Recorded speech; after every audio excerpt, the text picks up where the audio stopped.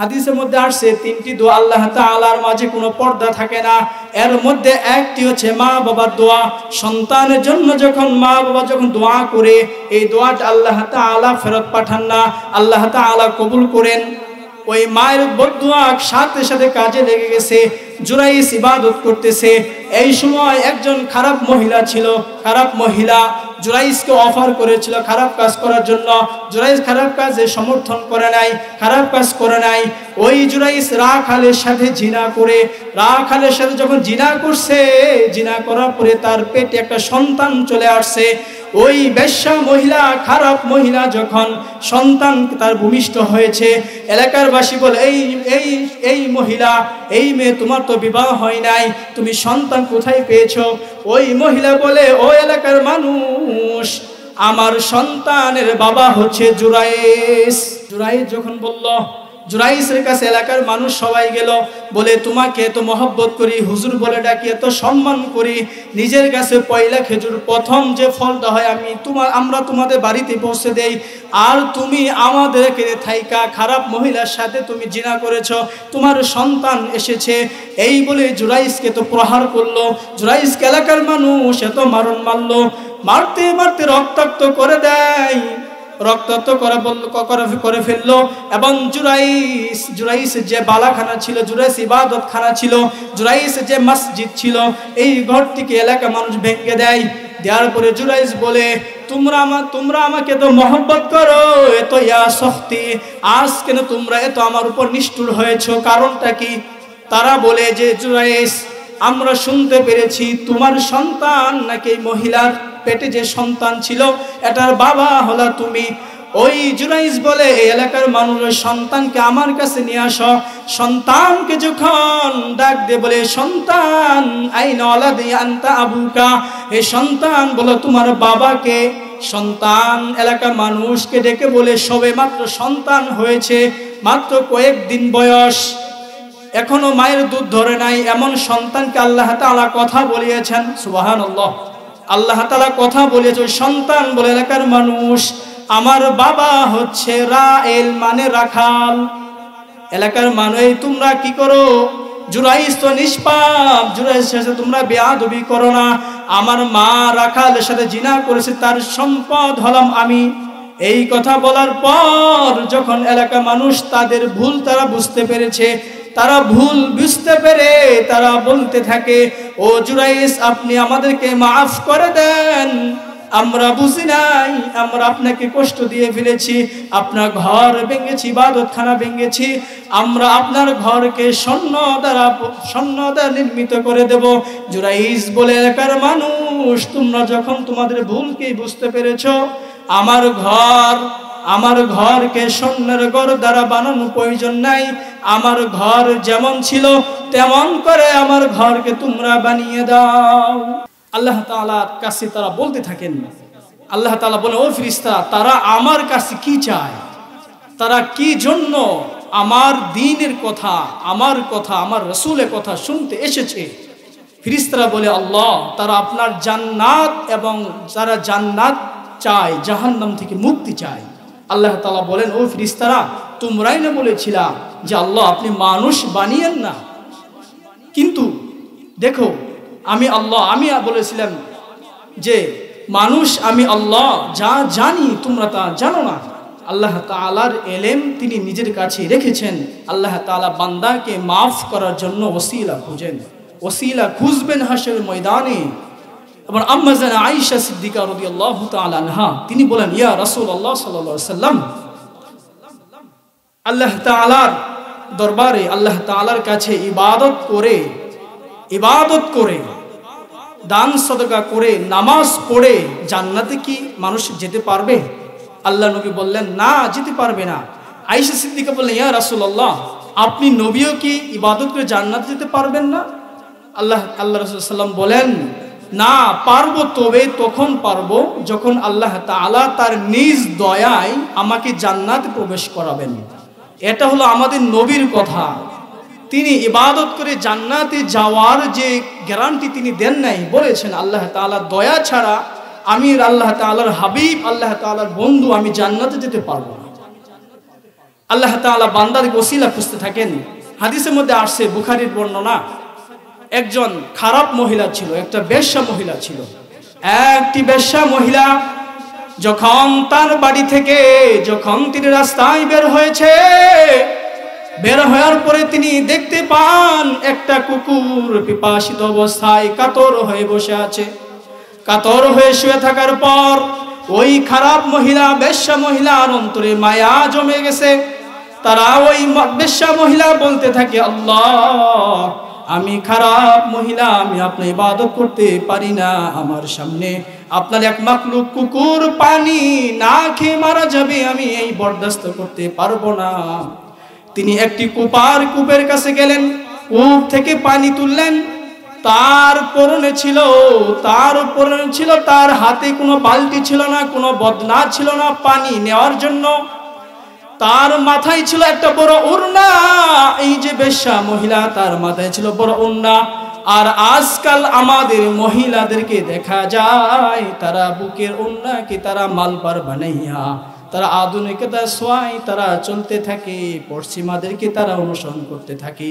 ওই বেশ্যা মহিলা তার মাথার লম্বা ওড়নাকে নিয়ে কূপের মধ্যে দিয়ে পানি তুলে যখন ওই কুকুরকে খাওয়াচ্ছে, কুকুর আস্তে আস্তে সুস্থ হয়ে যায়। আল্লাহ তাআলা তার হাবিব পয়গম্বর আরবি মুহাম্মদ রাসূলুল্লাহ সাল্লাল্লাহু আলাইহি সাল্লামকে বলেন, হে নবী আমার, ওই যে বেশ্যা মহিলা নিজের চিন্তা করে নাই, আমার মাখলুককে মহব্বত করেছে, আমার মাখলুককে ভালোবাসার কারণে, আমার মাখলুককে মায়া করার কারণে আমি তাকে জান্নাতে প্রবেশ করাইলাম। সুবহানাল্লাহ। এটা আল্লাহ তাআলার দয়ার দ্বারাই হয়েছে। এবং আল্লাহ তাআলা, আমি যে আয়াতে কারিমা পাঠ করেছি, আল্লাহ তাআলা সূরা বনি ইসরাঈলের 23 এবং 24 নম্বর আয়াত আল্লাহ তাআলা বলতেছেন, وَقَضَى رَبُّكَ أَلَّا تَعْبُدُوا إِلَّا إِيَّاهُ وَبِالْوَالِدَيْنِ إِحْسَانًا। হে দুনিয়ার মানুষ, হে আমার বান্দা, তোমরা আমি আল্লাহ ছাড়া অন্য কারো ইবাদত করতে পারবে না। আল্লাহ তাআলা ইবাদত ছাড়া অন্য ইবাদত করা যাবে না। আল্লাহ তাআলা ইবাদত করতে হবে। ঈমান এমন এক মহা দৌলত, ঈমানকে এমন ভাবে সিদ্ধান্ত নিতে হবে, ঈমানকে এমন ভাবে মনের মধ্যে উদ্ভাসিত করতে হবে, ঈমান ছাড়া কিছু করা যাবে না। যার ঈমান আছে সে জান্নাতে যাবে, যার ঈমান থাকবে না সে মালিকে জান্নাতে যেতে পারবে না। ঈমান বড় দৌলত, ঈমানকে এমন ভাবে নবায়ন করতে হবে। আল্লাহ নবী বলেন, ও সাহাবায়ে কেরাম, তোমরা প্রতিদিন ঈমানকে নবায়ন করো, প্রতিদিন তোমরা ঈমান আনো, কারণ তোমাদের কাজকর্মে দ্বারা ঈমানের মধ্যে ঘাটতি দেখা যায়। এই জন্য আল্লাহ নবী সাহাবীদেরকে বললেন, ও সাহাবায়ে কেরাম, তোমরা ঈমানে নবায়ন করতে থাকো। ঈমান এমন ঈমান এনেছিল ফেরাউনের স্ত্রী আসিয়া, কওমে লুতে আহলিয়ায়ে কাফেরা, ফেরাউনে আহলিয়ায়ে তাহেরা। ফেরাউন এমন বড় আল্লাহ দাবি করছে, আলা রব্বুকুমুল আলা, তিনি নিজে বলেছে আমি বড় আল্লাহ। আল্লাহ তাআলাকে মানে নাই।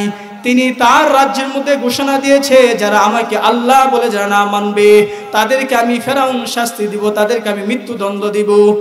এই তার ঈমান। মূসা আলাইহিস সালামের কালিমা, তার ফেরাউনের দাসী তার কালিমা গ্রহণ করে, ফেরাউনের দাসী তার কালিমা গ্রহণ করার পর, ও মা বোনেরা, চিন্তা করেন কেমন একজন মানুষ, একজনে বাড়িতে কাজ করে, যে বাড়িতে তার দাসী, সে মূসার কালিমা গ্রহণ করছে। এই কথাটা আস্তে আস্তে যখন লোকালো, যখন চলে যায় ফেরাউনের কাছে, যখন কানে যখন পৌঁছে যায়, ফেরাউন বলতে যে, ও দাসী, তুমি নাকি আমার বাড়িতে থেকে আমার টাকায় তুমি বড় হয়ে আমারটা খেয়ে তুমি নাকি আমাকে আল্লাহ বলে স্বীকার করো না, তুমি নাকি মূসার রবকে আল্লাহ বলে স্বীকার করো। ওই দাসী বলে, ও ফেরাউন, আমার জীবন যদি চলে যায়, আমি আল্লাহ তাআলার ঈমান, আল্লাহ তাআলা বরত্ব থেকে এক চুল পরিমাণ পিছুপা হব না। ফেরাউন বলতে থাকে, ওই দাসী, তুমি আমাকে যদি রব বলে স্বীকার না করো, আল্লাহ বলে যদি স্বীকার না করো, আমি তোমাকে শাস্তি দিব, তার আগে তোমার যে দুইটি সন্তান আছে তোমার দুইটি সন্তানকে আমি শাস্তি দিব। যার বাদশার কথা যায় কাজ তাই করা হলো।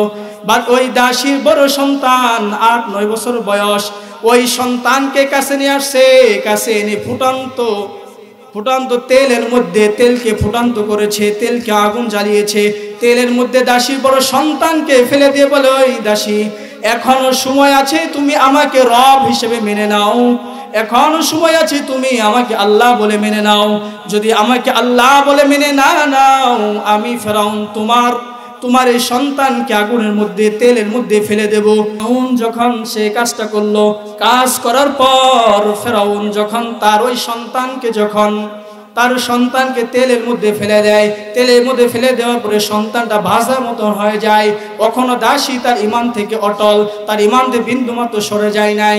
তখন তার ছোট সন্তান, ছোট দুগ্ধ শিশু, দুধ খায় এখনো, এই শিশুকে নিয়ে আগুনের মধ্যে ফেলে দিবে। বলতে, ও দাসী তোমার বড় সন্তানকে আমি আগুনে ফেলে দিয়েছি, এখন তোমার এই ছোট সন্তানকে আমি তেলের মধ্যে ফেলে দেব, এখনো সময় আছে, তুমি আমাকে আল্লাহ বলে মেনে নাও। যখন মুসা আলাইহিস সালামের উম্মত ওই দাসী যখন ফেরাউনের কথা যখন মানল না, ফেরাউন ওই তার ছোট সন্তানকে আগুনের মধ্যে ফেলে দিল। এমন ভাবে ওই দাসীকে আগুনের মধ্যে ফেলে দেয়, তার 2000 বছর পর যখন পয়গম্বর আরবি মুহাম্মদ রাসূলুল্লাহ সাল্লাল্লাহু আলাইহি ওয়াসাল্লাম যখন মেরাজে যখন যাচ্ছেন, যাওয়ার সময় যখন তিনি একটি সুঘ্রাণ পাইলেন, মেশকাম্বরের সুঘ্রাণ। বলে, ও জিবরিল আলাইহিস সালাম, এটা কিসের সুগন্ধ, এটা কি জান্নাতের সুগন্ধ নাকি? তখন জিবরিল আলাইহিস সালাম বলে, ও আল্লাহর পয়গম্বর, আপনি কি জানেন না ওই যে আপনার ভাই মুসা কালিমুল্লাহ, তার যে উম্মত ছিল, তার দাসী, ফেরাউনের দাসী, সে মুসার কালিমা গ্রহণ করার কারণে ফেরাউন ওই দাসী এবং তার দুটি সন্তানকে আগুনের মধ্যে ফেলে দিয়ে তার যে হাড়গুলো ছিল, তার যে হাড্ডিগুলো ছিল, এই হাড্ডিগুলো মাটির মধ্যে পুঁতে রেখেছিল। এই যে সুঘ্রাণ আল্লাহ তাআলা আপনাকে আমাকে শোনাচ্ছেন, এই হলো ইমানের দৌলত। ইমানের দ্বারা মা বাবা খেদমত করা লাগবে। ওয়াকাদা রাব্বুকা আল্লা তা'বুদু ইল্লা ইয়্যাহু ওয়া বিল ওয়ালিদাইনি ইহসানা। আল্লাহ তাআলা বলেন, আমার ইবাদত করবা, আমার ইবাদত করার পর তোমরা মা বাবার খেদমত করবা, মা বাবার ইহসান করবা। ইহসানের 1 নাম্বার ব্যাখ্যা হলো, ইম্মা ইয়াবলুগান্না ইনদাকাল কিবারা আহাদুহুমা আও কিলাহুমা ফালা তাকুল লাহুমা উফফিন। মা বাবার সাথে উফ শব্দও করা যাবে না। এখন আমাদের সমাজে দেখে যায় অনেক মানুষ, অনেক মা বোন আছে যে তার মা বাবার কথা মানে না। মা বলে তুমি নামাজ পড়ো, সন্তান নামাজ পড়ে না। মা বলে সন্তান তুমি বেপরদায় চলাফেরা করো না। সন্তান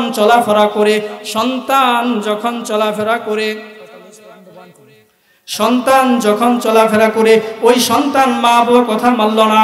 অথচ আল্লাহ তাআলা বলেছেন, উফফিন ওয়ালা তানহারহুমা, উফ শব্দও বলা যাবে না। আল্লাহ তাআলার কথা মানা ফরজ। নামাজ পড়া যেমন ফরজ, রোজা রাখা যেমন ফরজ, হজ করা যেমন ফরজ, যাকাত দেওয়া যেমন ফরজ, মা বাবার কথা মানা তেমন ফরজ। আজকাল অনেক মানুষ মা বাবাকে তোয়াক্কা করে না। মা বাবাকে ওয়ালা তানহারহুমা, আল্লাহ তাআলা বলেছেন মা বাবাকে ধমক দিয়ে কথা বলবে না, মা বাবার সাথে কর্কশ ভাষায় কথা বলবে না। আল্লাহ তাআলার ওয়ার্ডার, আল্লাহ তাআলা সূরা বনি ইসরাঈলে 23 এবং 24 নম্বর আয়াত আল্লাহ তাআলা নিজে বলেছেন, নিজে ইরশাদ করেছেন, এই সন্তান মা বাবার সাথে বেয়াদবি করবে না। ওয়ালা তানহারহুমা, মা বাবার সাথে খারাপ আচরণ করবে না। সন্তান মা বাবার সাথে খারাপ আচরণ করে এবং মা বাবার সাথে সুন্দর কওলান কারীমা, মা বাবার সাথে সুন্দর আচরণ করা লাগবে। মা বাবার সাথে মিষ্ট ভাষায় কথা বলা লাগবে। মা বাবার সাথে কড়া ভাষায় কথা বলা যাবে না। মা বাবা যেই কথা বলবে সেই কথা মানার নাম হলো আমল।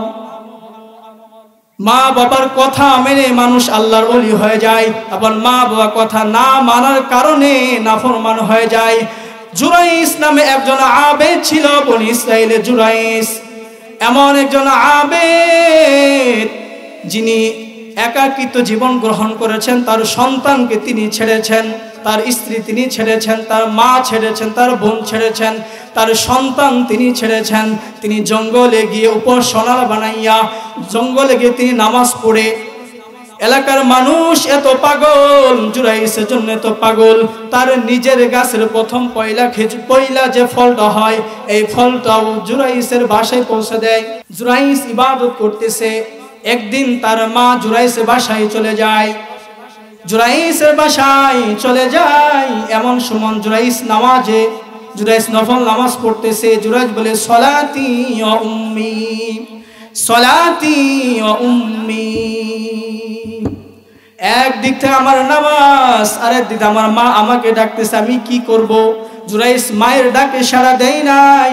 জুরাইস নামাজে দাঁড়িয়ে গেছে। মা মনে কষ্ট নিয়ে বাড়িতে ফেরত গেছে। পরের দিন মা আবার চলে আসছে, বলে সন্তান আমি তোমাকে দেখার জন্য তোমার বাড়িতে চলে আসছি, সন্তান তুমি করে দরজা খুলে দাও।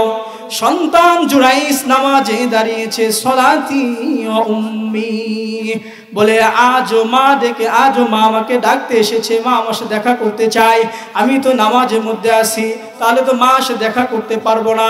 3 দিন মা এসেছে। 3 দিন পরে যখন মা তার সন্তান জুরাইসের দেখা যখন করতে পারে নাই, ওই মা সন্তানকে বদদুয়া দিয়ে দিছে, ওই সন্তান লাগাতার 3 দিন তোর বাড়িতে আসলাম, তুই আমার সাথে দেখা করলি না, আমার মুখখানা তুই দেখলি না, যা আল্লাহ তাআলা যেন তোকে বেশ্যার মুখ না দেখাইয়া মরণ না দেয়। মা বাবা বদদুয়া দিয়ে দিছে। মা তো সন্তানকে তো মহব্বত করে, নিজের জীবনের চেয়ে বেশি সন্তানকে মা বাবা মহব্বত করে, নিজের সন্তানের জন্য মা বাবা তার মাথার গাম পায়ে ফেলে উপার্জন করে সন্তান ভবিষ্যৎ গড়ার জন্য সন্তানকে তো মহব্বত করে, সন্তান যখন মায়ের সাথে যখন দেখা করলো না, মা বদদুয়া দিয়ে দিছে। মায়ের দোয়া আল্লাহ তাআলা কবুল করেছেন। হাদিসের মধ্যে আসছে 3টি দোয়া আল্লাহ তাআলার মাঝে কোনো পর্দা থাকে না। এর মধ্যে একটি হচ্ছে মা বাবার দোয়া। সন্তানের জন্য যখন মা বাবা যখন দোয়া করে, এই দোয়াটা আল্লাহ তাআলা ফেরত পাঠান না, আল্লাহ তাআলা কবুল করেন। ওই মায়ের বদদুয়া সাথে সাথে কাজে লেগে গেছে। জুরাইস ইবাদত করতেছে। এই সময় একজন খারাপ মহিলা ছিল। খারাপ মহিলা জুরাইসকে অফার করেছিল খারাপ কাজ করার জন্য। জুরাইস খারাপ কাজে সমর্থন করে নাই, খারাপ কাজ করে নাই। ওই জুরাইস রাখালের সাথে জিনা করে, রাখালের সাথে যখন জিনা করছে, জিনা করার পরে তার পেটে একটা সন্তান চলে আসছে। ওই বেশ্যা মহিলা, খারাপ মহিলা যখন সন্তান তার ভূমিষ্ঠ হয়েছে, এলাকার বাসী বলে এই মহিলা, এই মেয়ে তোমার তো বিবাহ হয় নাই, তুমি সন্তান কোথায় পেয়েছো? ওই মহিলা বলে, ও এলাকার মানুষ, আমার সন্তানের বাবা হচ্ছে জুরাইস। জুরাইস যখন বলল, জুরাইসের কাছে এলাকার মানুষ সবাই গেল, বলে তোমাকে এত মহব্বত করি, হুজুর বলে ডাকি, এত সম্মান করি, নিজের কাছে পয়লা খেজুর প্রথম যে ফলটা হয় আমরা তোমাদের বাড়িতে পৌঁছে দেই, আর তুমি আমাদেরকে থাইকা খারাপ মহিলার সাথে তুমি জিনা করেছো, তোমার সন্তান এসেছে। এই বলে জুরাইসকে তো প্রহার করলো। জুরাইসকে এলাকার মানুষ এত মারণ মারলো, মারতে মারতে রক্তাক্ত করে দেয়, রক্তাক্ত করে ফেললো। এবং জুরাইস যে বালাখানা ছিল, জুরাইস ইবাদত খানা ছিল, জুরাইস যে মসজিদ ছিল, এই ঘরটিকে এলাকা মানুষ ভেঙে দেয়। দেওয়ার পরে জুরাইস বলে, তোমরা আমাকে তো মহব্বত করো, এত ইয়া শক্তি, আজ কেন তোমরা এত আমার উপর নিষ্ঠুর হয়েছো, কারণটা কি? তারা বলে যে জুরাইস, আমরা শুনতে পেরেছি তোমার সন্তান নাকি মহিলার পেটে যে সন্তান ছিল এটার বাবা হলা তুমি। ওই জুরাইস বলে, এই এলাকার মানুষের সন্তানকে আমার কাছে নিয়ে আসো। সন্তানকে যখন ডাক দিয়ে বলে, সন্তান আইনা ওয়ালাদি আনতা আবুকা, এই সন্তান বলো তোমার বাবাকে। সন্তান এলাকার মানুষকে ডেকে বলে, সবে মাত্র সন্তান হয়েছে, মাত্র কয়েকদিন বয়স, এখনো মায়ের দুধ ধরে নাই, এমন সন্তানকে আল্লাহ তাআলা কথা বলিয়েছেন। সুবহানাল্লাহ, আল্লাহ তাআলা কথা বলেছে। ওই সন্তান বলে, এলাকার মানুষ, আমার বাবা হচ্ছে রায়েল, মানে রাখাল। এলাকার মানুষ, তোমরা কি করো? জুরাইস তো নিষ্পাপ, জুরাইসের সাথে তোমরা বেয়াদবি করো না। আমার মা রাখালের সাথে জিনা করেছে, তার সম্পদ হলাম আমি। এই কথা বলার পর যখন এলাকা মানুষ তাদের ভুল তারা বুঝতে পেরেছে, তারা ভুল বুঝতে পেরে তারা বলতে থাকে, ও জুরাইস, আপনি আমাদেরকে মাফ করে দেন, আমরা বুঝি নাই, আমরা আপনাকে কষ্ট দিয়ে ফেলেছি, আপনার ঘর ভেঙেছি, ইবাদতখানা ভেঙেছি, আমরা আপনার ঘরকে স্বর্ণ দ্বারা নির্মিত করে দেব। জুরাইজ বলে এলাকার মানুষ, তোমরা যখন তোমাদের ভুলকে বুঝতে পেরেছো, আমার ঘরকে স্বর্ণের ঘর দ্বারা বানানো প্রয়োজন নাই, আমার ঘর যেমন ছিল তেমন করে আমার ঘরকে তোমরা বানিয়ে দাও। এটা হলো মায়ের বদদুয়ার ফসল। এই জন্যে বলি, মা বোনেরা, আপনারা মা বাবার বিরুদ্ধে আচরণ করবেন না। মা বাবার কথা মানা ফরজ। মা যদি বলে, একজন মহিলা, ভালো করে হাদিসটা শুনি, একজন মহিলা 4 জন পুরুষকে জাহান্নামে নিয়ে যাবে। একজন মহিলা 4 জন পুরুষকে জাহান্নামে নিয়ে যাবে, অথচ সেই পুরুষগুলো জান্নাতে যাওয়ার উপকর্ম হয়ে গেছে, তারা জান্নাতে চলে যাবে। এমন সময় তার সন্তান তার বিরুদ্ধে মামলা দায়ের করবে, বলবে, আল্লাহ আমাকে জাহান্নামে দিবেন? আমি তো নিজের ইচ্ছাই তো অপকর্ম করি নাই, নিজের ইচ্ছাই তো খারাপ কাজ করি নাই, আমার মা বাবা আমাকে নিষেধ করেন, আমি নামাজ পড়ি নাই, আমার মা বাবাকে আমাকে নামাজে দাওয়াত দেয় নাই, আমি বেপরদায় চলাফেরা করেছি, আমি গুনাহ করেছি, আমার মা বাবা আমাকে নিষেধ করে নাই। যদি নিষেধ করতো, আজকে তো আমিও আমার মা বাবার সাথে জান্নাতে চলে যেতাম। অবহেলায় কেন সময় কাটাইলাম? তখন বলবে, 1 নাম্বার, একজন মহিলা 4 জন পুরুষকে জাহান্নামে নিয়ে যাবে, তার মধ্যে প্রথম নাম্বার আসামি হবে তার বাবা এবং তার মা। সন্তান বিবাহর আগে তার মা বাবার আয়ত্ত থাকে, সন্তান বিবাহ হওয়ার আগে তার মা বাবার আয়ত্ত থাকে। এই সময় সন্তানকে যদি আমরা সঠিক পথের দিশা দিতে যদি না পারি, এই সন্তান যদি গুনাহ করে যদি মারা যায়, এই সন্তানের জন্য আমাদেরকে আল্লাহ তাআলার দরবারে জবাবদিহি করতে হবে। আলা কুল্লুকুম রাইন ওয়া কুল্লুকুম মাসউলুন আন রায়াতিহি। আল্লাহর নবী বলেন, প্রত্যেকটা মানুষকে আল্লাহ তাআলা দায়িত্ব দিয়েছেন। প্রত্যেকটা মা বোনদেরকে, পুরুষ যুবক ভাই বৃদ্ধ বাবাজিকে আল্লাহ তাআলা দায়িত্ব দিয়েছেন তার পরিবারের জন্য। আল্লাহ তাআলা কুরআনের মধ্যে বলেন, ইয়া আইয়ুহাল্লাযীনা আমানু কু আনফুসাকুম ওয়া আহলিকুম নার। বলেন, হে ঈমানদারগণ, তোমরা নিজে জাহান্নামের আগুন থেকে বাঁচো এবং তোমরা তোমাদের পরিবারকে জাহান্নামের আগুন থেকে বাঁচাও। এখন আমরা যারা মা আছি, আমরা নামাজ পড়ি, আমরা যারা বাবা আছি, আমরা নামাজ পড়ি, আমরা যারা ভাই আছি, আমরা নামাজ পড়ি, আমরা যারা স্বামী আছি, আমরা নামাজ পড়ি, কিন্তু আমার মেয়ে নামাজ পড়ে না, আমার মা নামাজ পড়ে না, আমার মেয়ে নামাজ পড়ে না, আমার স্ত্রী নামাজ পড়ে না। তাহলে আমি নিজে আমল করে জান্নাতে চলে যাব? এমনটা হতে পারে না। আমাকে জান্নাতে যেতে হলে আমার পরিবারকে জাহান্নাম থেকে বাঁচানোর ফিকির করা লাগবে। ফিকির যদি করতে পারি, আল্লাহ তাআলা ঘোষণা দিয়েছেন, বান্দা আমি তোমাদেরকে জান্নাত প্রবেশ করাবো। যে কথা বলতেছিলাম, অবিল ওয়ালিদাইনি ইহসানা, ইহসানের 1 নাম্বার ব্যাখ্যা হচ্ছে উফিউ। মা বাবার সাথে উফ শব্দও করা যাবে না। নেয়ার বেলায় বেশি নিবা, দেওয়ার বেলায় কম দিবা, এটা হতে পারে না। মা বাবাকে নিজের জীবনের চেয়ে, নিজের স্ত্রীর চেয়ে, নিজের সন্তানের চেয়ে, নিজের আত্মীয়র চেয়ে মা বাবাকে বেশি ভালোবাসতে হবে, তবেই তো মা বাবার সন্তান হওয়া যাবে, নেককার সন্তান। ইহসানে 2 নাম্বার ব্যাখ্যা হচ্ছে ওয়ালা তানহারহুমা, তাদের সাথে খারাপ আচরণ করা যাবে না। মা বাবার সাথে খারাপ আচরণ করা সম্ভবই নয়। সাহাবায়ে কেরাম বলে, ইয়া রাসূলুল্লাহ সাল্লাল্লাহু আলাইহি সাল্লাম, আল্লাহ তাআলার কাছে প্রিয় আমল কোনটি? আল্লাহ তাআলার কাছে প্রিয় আমল কোনটি? আল্লাহর নবী বলেন, ও সাহাবায়ে কেরাম, আল্লাহ তাআলার কাছে প্রিয় আমল হচ্ছে 3টা। তার মধ্যে একটি হচ্ছে ওয়াক্তমতো নামাজ পড়া। ওয়াক্তমতো নামাজ পড়া। 2 নম্বর বিররুল ওয়ালিদাইন, মা বাবার খেদমত করা, মা বাবার সাথে সৎ ব্যবহার করা, মা বাবার সাথে সৎ আচরণ করা। ইহসানে 3 নম্বর ব্যাখ্যা হচ্ছে কওলান কারীমা, মা বাবার সাথে উত্তম সুন্দর মিষ্ট ভাষায় মা বাবার সাথে কথা বলা দরকার, কথা বলতে হবে। এবং 4 নম্বর ব্যাখ্যা হচ্ছে ওয়ালা তাকুল লাহু কওলান কারীমা ওয়াখফিদ লাহুমা জানাহাজ যুল্লি মিনার রাহমা, মা বাবার সাথে নরমতার চাদর, মা বাবার নরমতার পাখা বিছিয়ে দাও। মা বাবা যেটা বলে সেটা মেনে নাও। মা বাবার কথা এক অক্ষরে মেনে নেওয়া লাগবে। মা বাবার কথা মেনা ছাড়া আল্লাহ তাআলার দয়া পাওয়া খুবই কঠিন, দয়া পাওয়া আল্লাহ তাআলার মায়া পাওয়া খুবই কঠিন। এবং 6 নম্বর ব্যাখ্যা হচ্ছে মা বাবা যখন মারা যাবে তাদের জন্য দোয়া করা। ওয়াকুর রব্বির হামহুমা কামা রব্বায়ানি সগীরা, আল্লাহ তাআলা বলেন। আল্লাহ এর অর্থ হচ্ছে, ইরশাদ হচ্ছে, আল্লাহ তাআলা বলেন সন্তানকে যেমন করে মা বাবা লালন পালন করেছে, আল্লাহ আমার মা বাবা যেমন করে আমাকে লালন পালন করেছে, আমার মা বাবাকে তুমি তোমার রহমত দ্বারা লালন পালন করে, বলি সুবহানাল্লাহ। আল্লাহ তাআলা বলেন যে এই যে মা বাবার খেদমত করা, মা বাবার দোয়া ছাড়া, মা বাবার দোয়া করার কারণে অনেক মানুষ ওলি হয়েছেন, অনেক মানুষ মা বাবার বদদোয়ার কারণে নাফরমান হয়েছেন।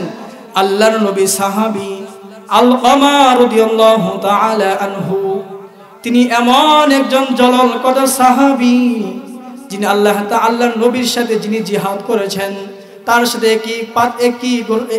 একই দস্তরখানে খানা খেয়েছেন। এমন একজন সাহাবী যখন তার মৃত্যুর সময় এসে যায়, তার অন্তিম সময় চলছে, তার জীবন যাই অবস্থা, এমন সময় তার বিবি নবীজি দরবারে চলে আসছে। ও হে নবী আমার, আপনার প্রিয় সাহাবী আলকামা মৃত্যুর শয্যায় শায়িত, তার জবান দ্বারা কালিমা বের হচ্ছে না। আল্লাহর নবী বেলাল, আলী রাদিয়াল্লাহু ও সালমান ফারসিকে বলে, ও বেলাল তোমরা তিনজনে যাও আলকামার বাড়িতে যাও, গিয়ে দেখো তার মা জীবিত আছে কিনা, তার বাবা জীবিত আছে কিনা। তার মা বাবা যদি জীবিত থাকে তাদেরকে আমার সালাম পৌঁছাও, এবং তাদেরকে বলো তারা যদি আমার দরবারে আসে, আর তারা যদি আমার দরবারে না আসে আমি পয়গম্বর তাদের বাড়িতে চলে যাব। গিয়ে দেখে তার মা জীবিত আছে এখনো, তার মাকে বলে সালাম দিয়ে বলে, ও আলকামার মা, আল্লাহর নবী আপনাকে সালাম জানিয়েছেন, আপনার আল্লাহর নবী আপনাকে তার বাড়িতে ডেকেছেন। আলকামার মা বৃদ্ধ মানুষ, লাঠিতে ভর করে করে নবীজি দরবারে চলে আসছে। বলে, হে আলকামার মা, আলকামার কি কি আমল করত? বলে, হো নবী আমার আলকামা এত বেশি ইবাদত করতে, বেশি নামাজ পড়তো, আমার আলকামা এত বেশি দান সাদা করতো, এর বলার অপেক্ষা রাখে না। সন্তান এত বেশি ইবাদত করতো, কিন্তু আমার সন্তান আমাকে একদিন কষ্ট দিয়ে ফেলেছে, আমার তার স্ত্রীর সাথে আমার ঝগড়া হয়েছে, স্বামী বউ শাশুড়ি ঝগড়া হয়েছে। এমন সময় আলকামা তার স্ত্রীকে প্রাধান্য দিয়েছে, দিয়ে আমাকে একটু ধাক্কা মেরেছিল। এই যে আমার পিঠে তাকিয়ে দেখেন চিহ্ন দেখে যায়, আমি আমার সন্তানের জন্য সন্তুষ্ট। আলকামার মাকে ডেকে বলে, পয়গম্বর, ও আলকামার মা, আপনি আপনার আলকামাকে মাফ করে দেন। আলকামা বলে, না, আমি আমার আলকামাকে মাফ করব না। তখন আলকামাকে যখন মাফ করলো না, আল্লাহর নবী বলে, ও সাহাবায়ে কেরাম, তোমরা যাও লার্কির ব্যবস্থা করো, আগুনের ব্যবস্থা করো। সাহাবায়ে কেরাম পয়গম্বর আদেশ পেয়ে যখন তারা লার্কি নিয়ে আসে, আগুন যখন জ্বালাবে, বলে আমি আলকামাকে আগুনে জ্বালিয়ে পুড়িয়ে শেষ করে দেব। আলকামার মা ডাক দিয়ে বলে, হে নবী আমার সামনে, আমার চোখের সামনে আমার সন্তান আলকামাকে আপনি আগুনে জ্বালিয়ে দিবেন, আমি সহ্য করতে পারবো না। যান আপনি নবী সাক্ষী থাকেন, আমি আমার আলকামাকে মাফ করে দিলাম। সুবহানাল্লাহ। যখন মাফ করে দিলেন, বেলাল রাদিয়াল্লাহু তাআলা আনহু যখন দৌড় দিয়ে আলকামার বাড়িতে গেলেন, গিয়ে দেখেন আলকামা পড়তেছে, আশহাদু আল্লা ইলাহা ইল্লাল্লাহু ওয়া আশহাদু আন্না মুহাম্মাদান আবদুহু ওয়া রাসূলুহু।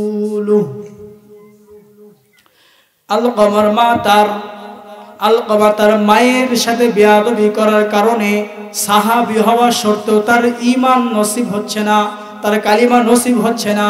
আর আমরা তো দূরের কথা, 1400 বছরের পরের মানুষ আমরা কি করে আমরা আমাদের মা বাবার সাথে বেয়াদবি করি? মা বাবার সাথে বেয়াদবি করা যাবে না। আল্লাহর নবী হাদিসের মধ্যে ইরশাদ করেন, আল জান্নাতু তাহতা কদামিল উম্মাহাত, সন্তানের জন্য আল্লাহ তাআলা তার মায়ের পায়ের নিচে সন্তানের জন্য জান্নাত রেখেছেন।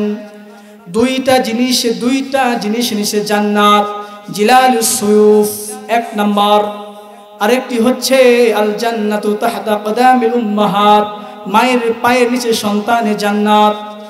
জান্নাত এমন সহজ, যদি আমরা মা বাবাকে যদি খুশি করতে পারি। তিরমিজি শরীফেতে হাদিস আসছে, আল্লাহর নবী বলেন ইজার রব্বি ফি রিজাল ওয়ালিদ ওয়া সাখাতুর রব্বি ফি সাখাতিল ওয়ালিদ।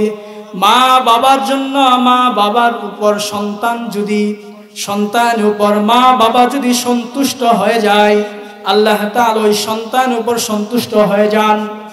সন্তান উপর মা বাবা যদি অসন্তুষ্ট হয়ে যায়, আল্লাহ তাআলা ওই সন্তান উপর সন্তুষ্ট হয়ে যান। মা বাবা খুশি তো আল্লাহ খুশি, মা বাবা বেজার তো আল্লাহ বেজার। আল্লাহকে যদি ভালোবাসতে চাও তাহলে মা বাবাকে সম্মান করা লাগবে, মা বাবার সাথে বেয়াদবি করা যাবে না। মা বাবাকে এমন ভাবে নিজের জীবনের চেয়ে বেশি ভালোবাসতে হবে, নেয়ার বেলা কম নিতে হবে, দেওয়ার বেলা বেশি দিতে হবে। আমাদের সমাজের মধ্যে অনেক মানুষ দেখা যায় যারা মা বাবার সাথে চরম ভাবে বেয়াদবি করে, বুড়া বুড়ি বলতেও তারা দ্বিধাবোধ করে না। নাউজুবিল্লাহি মিন যালিক।